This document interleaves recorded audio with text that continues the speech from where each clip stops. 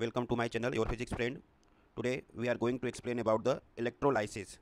Basically, this is the part of class 12 chemistry. Chapter name is electrochemistry. तो आज हम electrolysis को detail में स्टडी करेंगे. तो सबसे पहले हमारे सामने ये क्वेश्चन आता है, व्हाट इज़ इलेक्ट्रोलाइसिस, ये होता क्या है. तो इन actual this is a process. Electrolysis means this is a process, the process in which electrical energy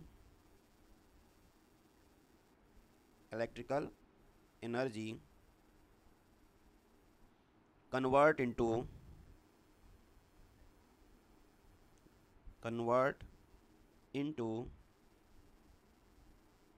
chemical energy. तो बेसिकली इसमें होता क्या है, इसमें जो इलेक्ट्रिकल एनर्जी होता है वह कन्वर्ट हो जाता है इनटू केमिकल एनर्जी. तो this is known as electrolysis. Electrolysis में होगा क्या, इलेक्ट्रिकल एनर्जी का कन्वर्जन हो जाएगा इनटू केमिकल एनर्जी में. Now next, electrolytic solution. Second जो हमारा हेडिंग है वह है इलेक्ट्रोलाइटिक सॉल्यूशन. आखिर इलेक्ट्रोलाइटिक सॉल्यूशन क्या होता है. So our heading is electrolyte solution. So any solution in which electrovalent bond are present. कोई भी सॉल्यूशन ले लेंगे जिसके अंदर इलेक्ट्रोवैलेंट बॉन्ड प्रेजेंट होता है, उसे इलेक्ट्रोलाइट सॉल्यूशन बोलेंगे. तो और definition is a liquid solution of a compound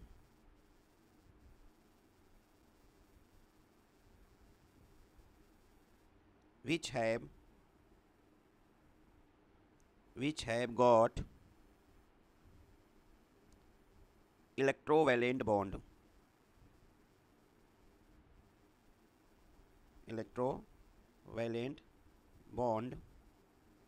is called electrolyte solution.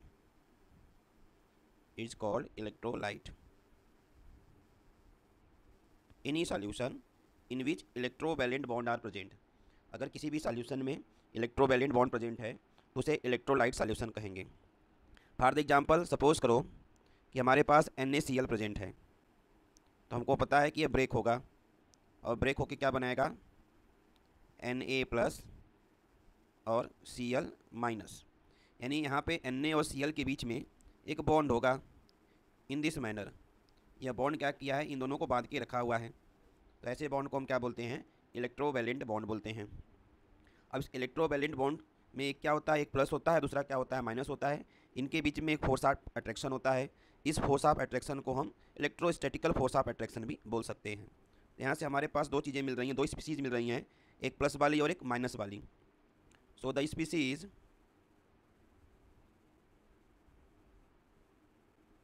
which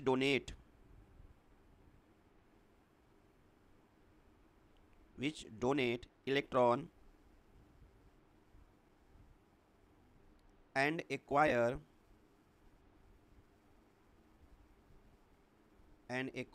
overall positive charge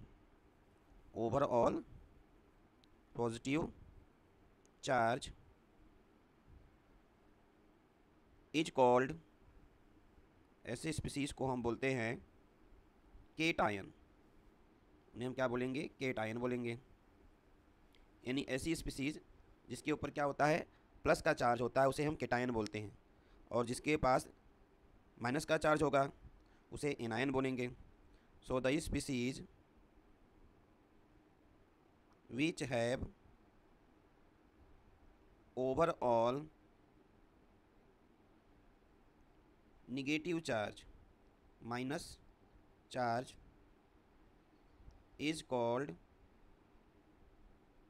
anion. तो इलेक्ट्रोलाइट सॉल्यूशन का जो कंपाउंड होता है, यह कंपाउंड दो भागों में टूटता है. एक के ऊपर आ जाता है प्लस चार्ज और एक के ऊपर आ जाता है माइनस चार्ज. तो जिसके ऊपर प्लस चार्ज आया उसका नाम हमने रख दिया केटायन, इनको हम बोलेंगे केटायन.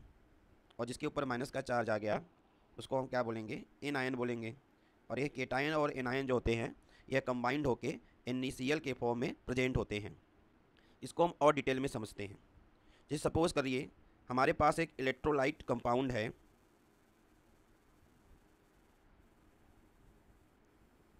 जिसका नाम हमने रख दिया AB। So here is a one electrolyte compound AB। अब यह अगर ब्रेक होगा तो ब्रेक होने के बाद सपोज करिए इसने A+ बना लिया और B- बना लिया, और इनके बीच में क्या है, फोर्स ऑफ अट्रैक्शन है, जिसको हम बोलते हैं इलेक्ट्रोस्टैटिक फोर्स ऑफ अट्रैक्शन। अभी क्या होंगे कि जो ए और बी हैं, these are free to move, यह जो होंगे उस सॉल्यूशन में मूव करते रहेंगे। ऐसा नहीं, इनके बीच में फोर्स ऑफ अट्रैक्शन तो है, बट ये मूव करता रहेगा, इधर की तरफ मूव करता रहेगा, इस तरह ये भी मूव करता रहेगा, इस तरह ये आपस में मूव करते रहेंगे। बट अगर हम चाहें कि इनको अलग कर दें, अगर हम चाहें कि A+ को हम अलग कर दें और B- को अलग कर दें, तो यह अलग करना पॉसिबल नहीं है। तो ये आपस में at random, it are moves at random, its move at random, ये एट रेंडम मूव करते रहेंगे। But if we talk about overall, तो दीज आर इलेक्ट्रिकली न्यूट्रल। तो ओवरऑल क्या होंगे, इलेक्ट्रिकली न्यूट्रल होंगे। तो क्या हम A+ को अलग कर सकते हैं? तो आंसर होगा नहीं। These are move, these are in motion, ये तो मोशन में होंगे, बट इनको हम अलग अलग नहीं कर पाएंगे। क्यों? क्योंकि इनके बीच में एक फोर्स ऑफ अट्रैक्शन है जिसको हम इलेक्ट्रोस्टैटिक फोर्स ऑफ अट्रैक्शन करेंगे। तो हमारा अब हम करने क्या जा रहे हैं, हम इनको अलग अलग करने की कोशिश करेंगे। इनको अलग अलग करने के लिए हमको नीड पड़ेगी एक इलेक्ट्रोड की। तो our next topic is electrode. ये इलेक्ट्रोड क्या होते हैं? So we talk about electrode. तो these are the substance, the substance, electrode is the substance on which surface, on which surface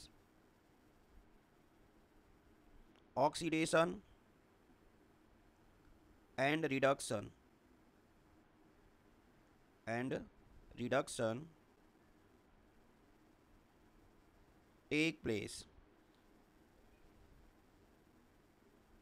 उस सरफेस को जिसके ऊपर ऑक्सीडेशन और रिडक्शन क्या करता है, टेक प्लेस करता है, उनको हम क्या करते हैं, उनको हम कहते हैं इलेक्ट्रोड। तो इलेक्ट्रोड तो हम किसी का भी बना सकते हैं।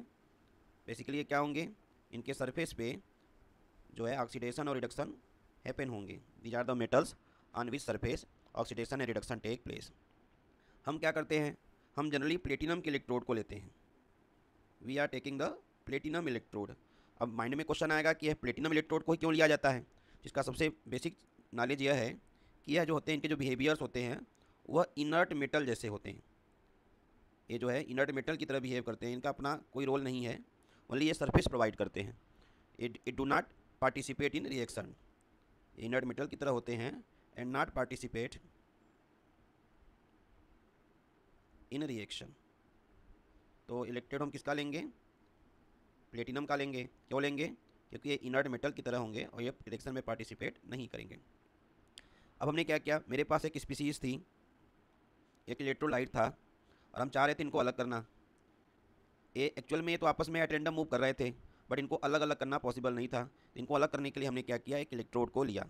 अब इलेक्ट्रोड को लेने से हमको क्या फ़ायदा होगा, हम इसको आगे फर्दर समझते हैं। तो suppose here we take a battery. हमने एक बैटरी बना लिया।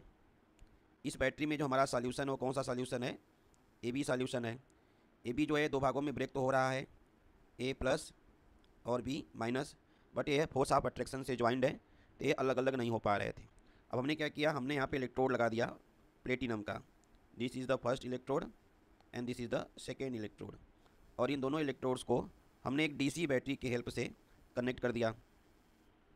अब अगर मैं इस सरफेस की बात करूँ तो यहाँ पे प्लस प्लेट है, तो ये जो इलेक्ट्रोड होगा, इस इलेक्ट्रोड के एटम के आउटर मोस्ट सेल में इलेक्ट्रॉन राउंड करेंगे, उस इलेक्ट्रॉन को यह खींच लेगा। जब खींच लेगा इस इलेक्ट्रॉन को, तो इसके पास कौन सा चार्ज आ जाएगा, प्लस का चार्ज आ जाएगा। इस प्लस वाले प्लेट ने क्या किया, जो आउटर मोस्ट सेल इलेक्ट्रॉन थे उनको अपनी तरफ अट्रैक्ट कर दिया। अट्रैक्ट करने से इसके पास कौन से चार्ज आ गए, प्लस के चार्ज आ गए, और प्लस चार्ज आने के कारण इसका जो नेम हो गया, इसका नेम हो गया एनोड। तो एनोड किसको बोलेंगे, वह इलेक्ट्रोड जो बैटरी के प्लस प्लेट से जुटा रहेगा उसको हम बोलेंगे एनोड। एनोड के पास प्लस चार्ज किसने दिया, बैटरी ने दिया। कैसे दिया, बैटरी ने इसके आउटर मोस्ट सेल इलेक्ट्रॉन को अपनी तरफ खींच लिया, जिससे ओवरऑल इसके पास कौन से चार्ज आ गए, प्लस के चार्ज आ गए। और इसने क्या किया, इस छोटे प्लेट ने इसके ऊपर इलेक्ट्रॉन को पुश करके इसको माइनस चार्ज प्रोवाइड कर दिया। It got the minus charge, और इसका नाम हो गया कैथोड। तो अभी जो इलेक्ट्रोड था वह दो भागों में टूट गया, एक anode and second is cathode. अब क्या हो गया, अभी तक तो this is moving at random, अभी तक एट रैंडम मूव कर रहे थे क्योंकि इनके बीच में फोर्स ऑफ अट्रैक्शन था। बट अब इस प्लस वाले को यह भी खींचने लगा और इस माइनस वाले को इसने खींचना शुरू कर दिया। तो अब जो इनका मोशन था वह डायरेक्शनल हो गया। Now it are moving in the directional motion. शुरू शुरू में यह एट रैंडम मोशन कर रहे थे। क्यों कर रहे थे? क्योंकि इनके बीच में फोर्स ऑफ अट्रैक्शन था। अब एक फोर्स ऑफ अट्रैक्शन इलेक्ट्रोड भी लगाना शुरू कर दिया। जब इलेक्ट्रोड फोर्स ऑफ अट्रैक्शन लगाना शुरू किया तो it are moving in direction. When it are moving in direction, तो this is known as directional motion. For the shortcut, here is a one shortcut, our shortcut is C moves to C।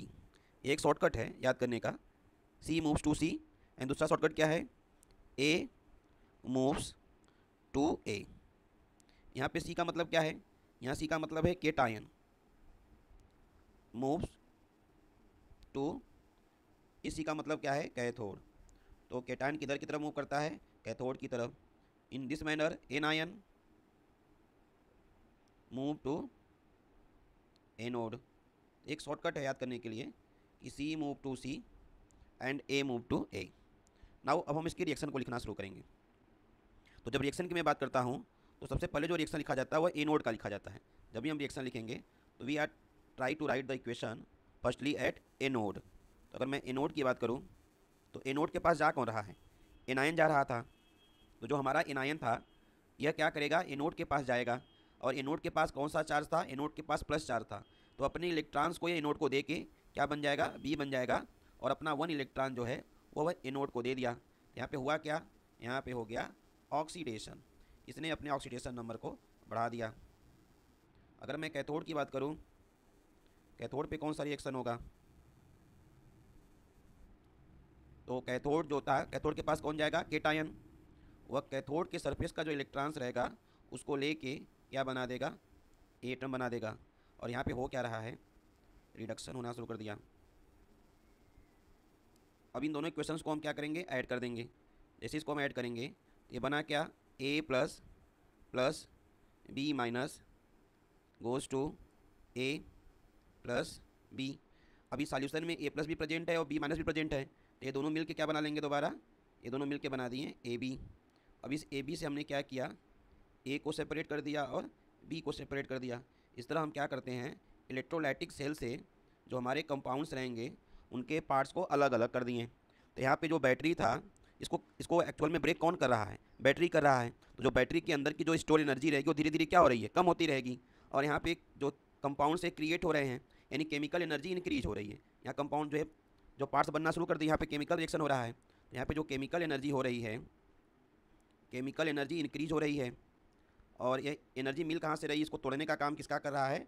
वह electrical energy कर रही है। तो electrical energy जो है वह decrease हो रही है। यही तो हमारा डेफिनेशन है कि इलेक्ट्रिकल एनर्जी कन्वर्ट हो जा रही है केमिकल एनर्जी में। इसी को हम क्या बोलते हैं? इलेक्ट्रोलाइटिक सेल बोलते हैं। अगर इसको हम रिप्रेजेंट किया जाए, अगर सेल का रिप्रेजेंटेशन किया जाए तो our next heading is cell representation. अगर मैं सेल का रिप्रेजेंट करूं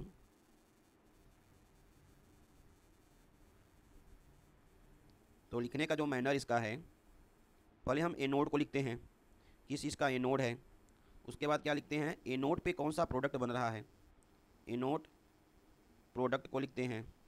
उसके बाद क्या करेंगे? स्पेस देंगे। यहाँ पे हम मीडियम्स लिखते हैं, यहाँ पे कंसंट्रेशन और टेम्परेचर मेंशन करते हैं। उसके बाद हम कैथोड प्रोडक्ट को लिखते हैं और उसके बाद हम कैथोड को लिखते हैं। ये एक सेल का रिप्रेजेंटेशन है। तो अगर मैं इस प्रीवियस क्वेश्चंस का सेल का रिप्रेजेंटेशन लिखना चाहूँ तो एनोड किसका है? प्लेटिनम का है। एनोड पे बना कौन सा है? बी बना है।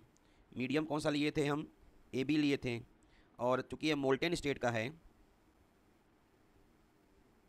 यह मोल्टेन स्टेट था, तो इसके लिए जो टेम्परेचर होगा वो कैसा होगा? हाई टेम्परेचर होगा। और कंसंट्रेशन तो हाई है ही है। कैथोड पे बन क्या रहा है? ए बन रहा है। और कैथोड पे कौन सा, किस चीज़ का कैथोड था? वो प्लेटिनम का था। इस तरह हम एक सेल का रिप्रेजेंट करेंगे। जो इलेक्ट्रोलाइटिक सेल हमने बनाया है, इलेक्ट्रोलाइसिस जो किया गया है, उस सेल का रिप्रेजेंटेशन करने का यह एक मैनर हो गया। तो आई थिंक यह वीडियो आपको समझ में आया होगा। इसके आगे के कॉन्सेप्ट को हम फर्दर जो है डिस्कस करेंगे। अगर ये वीडियो आपको समझ में आया हो तो please like and subscribe my channel. जय हिंद, जय भारत।